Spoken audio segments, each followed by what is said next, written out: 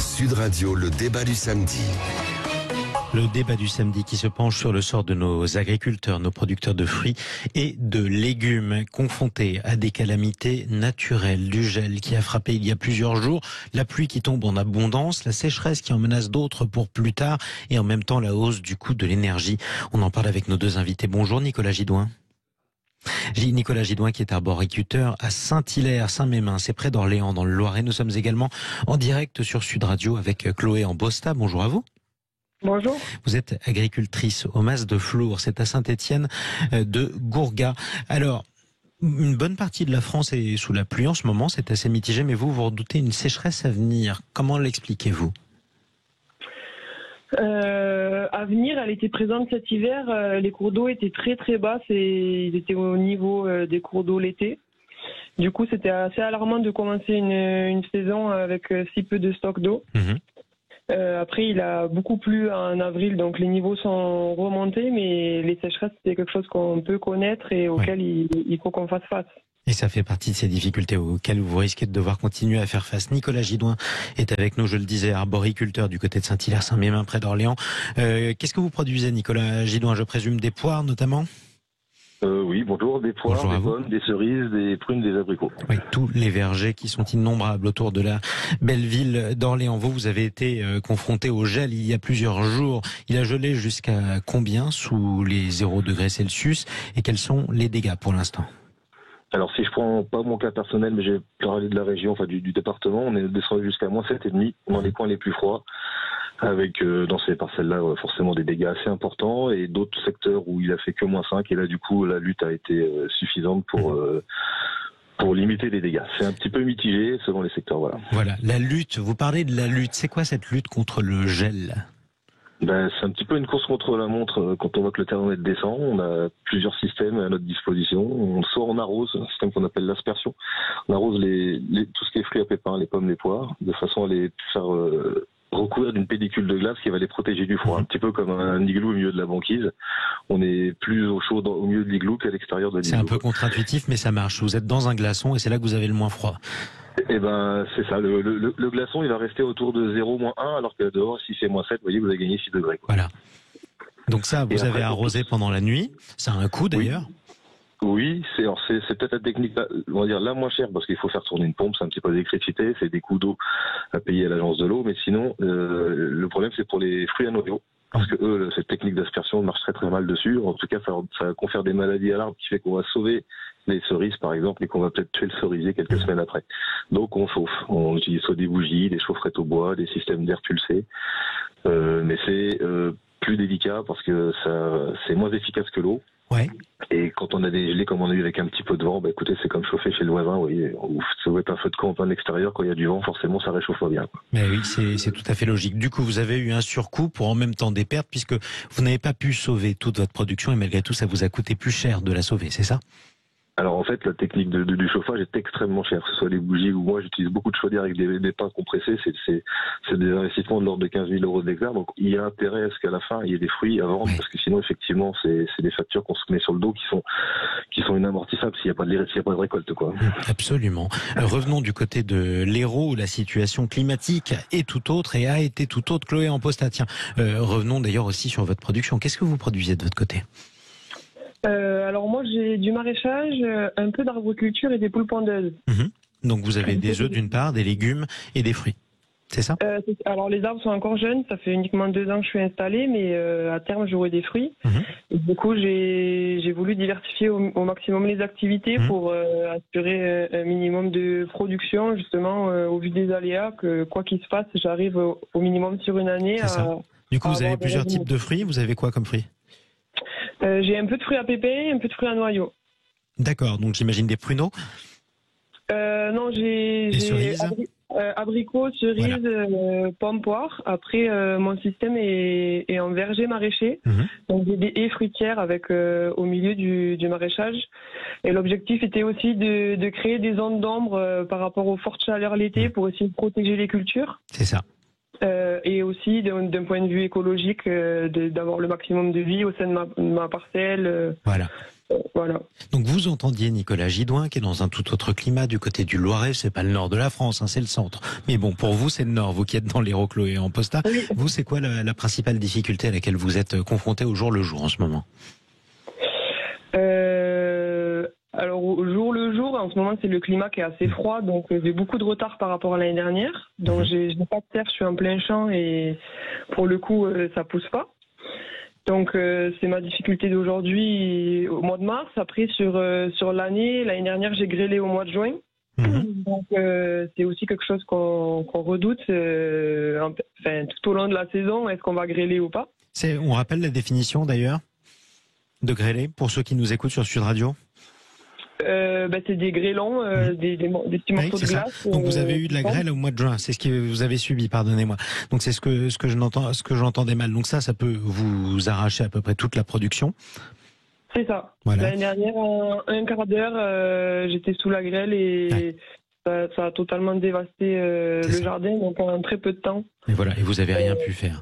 En tout cas, pour trouver des productions. Nicolas Gidouin, vous êtes toujours avec nous, dans le Loiret, à Saint-Hilaire, Saint-Mémin.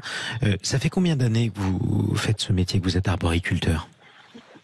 Écoutez, moi j'ai 42 ans aujourd'hui. J'ai toujours connu ce métier parce que mes parents étaient agriculteurs, mes grands-parents étaient arboriculteurs. C'est de père en fils. Mais pour tout vous dire, je suis pas sûr que mon fils sera arboriculteur parce que là c'est éprouvant. Ce climat qui se dérègle, qui nous ramène ces gelées avec du froid polaire là, qui descendait cette fois-ci de Scandinavie, ça dépend des fois, mais le résultat c'est toujours le même. C'est mon grand-père s'occupait pas du gel. Mon père a connu l'année 91, qui est une année de référence pour cette génération d'agriculteurs où c'était un grand gel. Et moi, sur les 5 dernières années, j'ai connu 4 épisodes de gel massif. Donc il y a quand même quelque chose qui soit se dérègle, je sais pas, j'ai pas la réponse. En tout cas, climatiquement, ça devient de plus en plus compliqué. Il y a peut-être des zones dans lesquelles on ne pourra plus faire de fruits d'ici peu parce que il faut se poser les bonnes questions. Il y a un moment où si c'est pour lutter à ce point-là, c'est plus économiquement, c'est plus rentable. Je vous parle pas du stress et puis de psychologiquement un petit peu les effets qu'on a, mais voilà, c'est aujourd'hui je suis en réflexion. J'ai encore un âge, je peux peut-être changer de métier. Ça m'énerve parce que c'est le métier ce que je vous dis, cet ami, on a toujours fait ça. Je suis passionné par ce métier.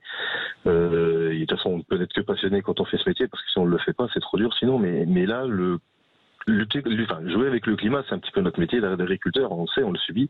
Mais là, quand il y a des règles comme ça, les règles du jeu ont changé et là, ça devient très très compliqué. Et pourtant, vous avez que 42 ans, donc si j'ose dire, vous êtes au début de votre carrière, même si votre exploitation familiale a un passé assez lointain. Ça fait mal au cœur d'entendre ce que vous dites, Nicolas Gidouin. Chloé Amposta, vous posez des questions vous aussi dans l'Hérault?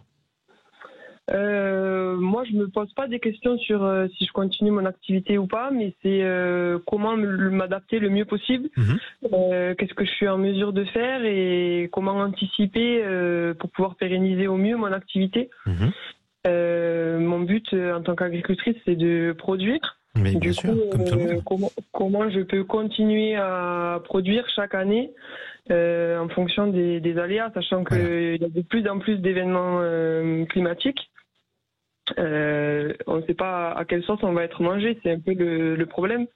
C'est exactement ça, et en plus les événements extrêmes ont tendance à s'intensifier et surtout à se rapprocher dans le temps. Vous avez parlé de grêle, on a parlé de gelée noire, gelée blanche. Tiens, revenons à une définition aussi, Nicolas Gidouin. Malheureusement, je sais que vous n'aimez pas entendre ce terme. C'est quoi la différence entre une gelée noire et une gelée blanche? Écoutez, pour expliquer ça simplement aux auditeurs, la gelée blanche, c'est en général, vous ouvrez vos volets le matin et puis la pelouse elle est givrée, elle est toute blanche, il y a pas de vent, il y a pas de nuages, il a même fait très beau la journée et puis cette nuit, il a fait froid. Donc ça c'est la gelée blanche classique, c'est-à-dire que la chaleur emmagasinée par le sol pendant la journée monte, la nuit, l'air chaud monte et l'air froid descend. C'est ce qu'on appelle l'inversion thermique, c'est-à-dire que l'air froid qui est en altitude descend et vient se plaquer au sol et du coup le sol devient l'endroit le plus froid. Voilà, et ça gire au sol et du coup l'arbre qui est juste au-dessus récupère ce froid et gèle. Ça c'est une gelée assez classique contre laquelle on peut lutter assez facilement, je dirais entre guillemets. C'est pas ce qui est plus compliqué. Ce qui est plus compliqué, c'est ce qu'on appelle le gel advectif, vous appelez la gelée noire. C'est des masses d'air de froid polaire qui descendent, qui emmènent des zones très très larges. Vous voyez, c'est national en général quand il arrive ce problème, c'est pas une petite région par-ci par-là, c'est même européen parfois. Et ça, c'est beaucoup plus compliqué parce que c'est de l'air froid qui est sur des dizaines de mètres de hauteur. Donc c'est même des systèmes avec des éoliennes qui ramènent de l'air chaud d'altitude pour le plaquer au sol ne fonctionnent pas. Même les hélicoptères, comme on a pu voir certains vignobles qui vont chercher l'air chaud en altitude, ne fonctionnent pas parce que c'est de l'air froid sur plusieurs, des fois centaines de mètres de haut. Et là, pour lutter contre ça, c'est hyper compliqué. C'est vraiment c'est le froid le plus cruel, le plus dur, quoi. Et c'est celui qui peut causer des ravages. Est-ce que ça risque encore de se produire dans l'année ou c'est quand même peu probable, Nicolas Gidouin? Alors par chez moi, c'est très simple. Moi, malheureusement, étant pour vous dans le Nord, c'est le centre de la France, mais moi, le gel, c'est jusqu'au fin de glace. C'est-à-dire qu'en gros, première semaine de mai, on va dire qu'on va commencer à souffler un petit peu. Ouais. Mais tout le mois d'avril, on sera sur le pont. Vous voyez, le moment où vous me parlez, je suis dans mon tracteur en train d'emmener des pains de bois dans la parcelle. Demain matin, il risque de geler annoncé, quoi. Donc vous voyez, oui, bah, pour nous c'est la période. Après, sur des gelées blanches, comme je viens de vous expliquer, ça on sait faire. Voilà, malheureusement, ça passe. En tout cas, c'est du temps à passer, de l'énergie à dépenser, mais en général, on sait gérer ça. C'est les gelées noires là, avec des températures polaires qui font que là, c'est beaucoup plus compliqué, quoi. Voilà. Effectivement, et ça c'est toujours inquiétant. Chloé, en poste, vous avez parlé d'adaptation. Évidemment, c'est votre métier, c'est votre lot à tous les deux de vous adapter aux saisons, mais là les saisons, quand elles donnent le sentiment de se dérégler, vous êtes obligé de vous adapter. Comment on fait pour s'adapter? On essaie de changer de production, par exemple, Chloé? Moi, ça passe par la diversification, comme je vous ai dit tout à l'heure. Ensuite, j'ai des méthodes où j'apporte énormément de matière organique dans le sol pour une meilleure rétention de l'eau, donc du coup limiter la consommation. Ouais. Ensuite, je couvre beaucoup mes sols, donc soit avec des bâches plastiques, soit avec de la paille, soit pour également limiter l'évaporation. Et c'est dans les pratiques courantes que j'essaye de m'adapter. Bien sûr, au jour le jour justement. Alors là, je le rappelle, demain, premier tour de l'élection présidentielle, résultat du premier tour à 20h, on ne peut pas parler de politique, donc on ne va pas vous demander ce que pourraient faire les pouvoirs publics, ni à l'une ni à l'autre. En revanche, qu'est-ce que peuvent faire les consommateurs pour vous aider, Nicolas Gidouin, pour l'instant? Je me passerai quand même peut-être une sur les pouvoirs politiques sans rentrer trop dans le détail, mais il y a ces dossiers qu'on appelle... Oui, j'ai bien compris, je connais les règles. Il y a ces dossiers qu'on appelle les dossiers calamités qui sont mis en place par l'État pour subvenir quand il y a des gros problèmes comme ça. Ce qui vont s'arrêter, c'est la dernière année, parce que à partir de l'année prochaine, il y aura des systèmes d'assurance obligatoires qui vont être mis en place. De toute façon, en tant qu'arboriculteur, je peux pas demander à l'État de venir m'aider à chaque fois qu'il y a un coup comme ça. Je veux dire, c'est pas pour ça que je bosse. C'est quelque chose. Je remercie l'État quand il m'aide. Il n'y a pas de souci, quelle que soit la tendance politique, c'est pas le problème.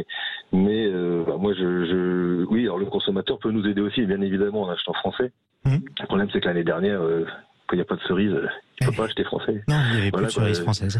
Il y avait très peu de cerises françaises. Et du coup, je pourrais demander, si possible, aux consommateurs d'être le plus vigilants possible, parce que ce genre de situation attire des trafics. L'année dernière, on a eu beaucoup de cerises d'Espagne maquillées en françaises qui sont arrivées sur le marché.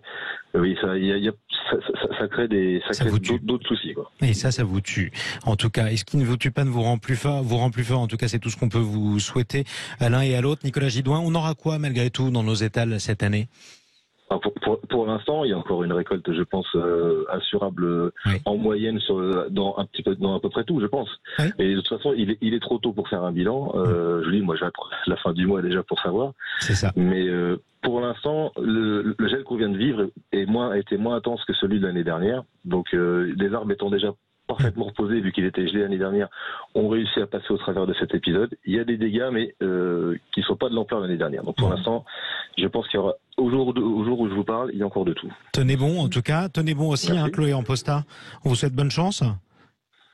Merci. Moi, je voulais juste ajouter que aujourd'hui, moi, je me sens impuissante face aux aléas climatiques. Mais l'homme avec un grand H peut agir pour limiter le changement climatique et chaque action individuelle a son importance. Et je pense qu'il y a besoin que le consommateur prenne conscience de l'importance du commerce local. Et des producteurs locaux. Et d'avoir des achats responsables, je pense que c'est très important. Merci beaucoup Chloé Amposta, agricultrice au Mas de Flour, c'est à Saint-Étienne de Gourgat dans l'Hérault. Merci beaucoup Nicolas Gidouin.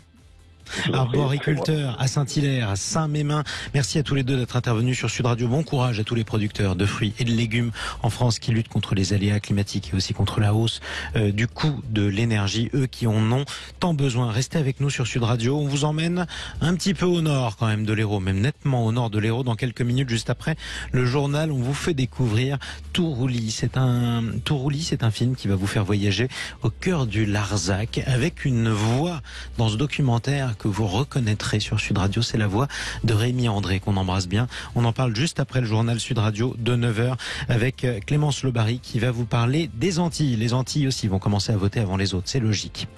Sud Radio.